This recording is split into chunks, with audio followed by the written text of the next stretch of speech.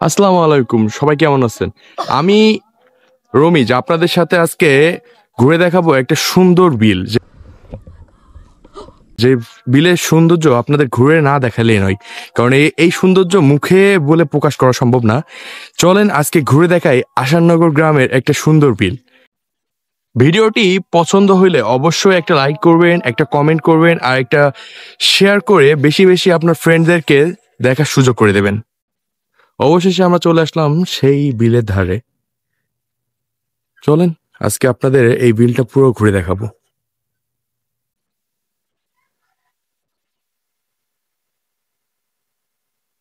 এই বিলের চারিপাশ ঘিরে রয়েছে কলার গাছ, সাথে সুন্দর প্রাকৃতিক দৃশ্য, যা আপনার মনকে অনেক শান্ত করে তুলবে এবং আপনার মন খারাপ থাকলেও মন ভালো করে তুলবে।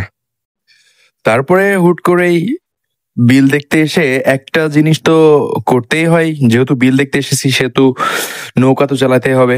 তারপরে আর কি, যেই কথা সেই কাজ, নৌকা চালানো শুরু করে দিলাম।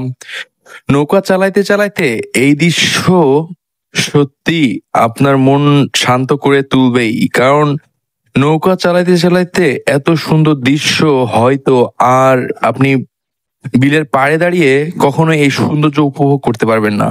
মাঝ নদীতে যাওয়ার পরে আপনি যে সৌন্দর্যটা চারিদিকে দেখতে পাবেন, সেই সৌন্দর্যটা আসলেই অপরূপ সৌন্দর্য। গ্রামের এই কিছু কিছু সৌন্দর্য আপনার গ্রামে থাকার আনন্দ আরো বাড়িয়ে তুলবে। শহরে থাকা মানুষগুলো এই আনন্দ থেকে হয়তো অনেকটা বঞ্চিত হইলেও গ্রামের মানুষজন অনেকটা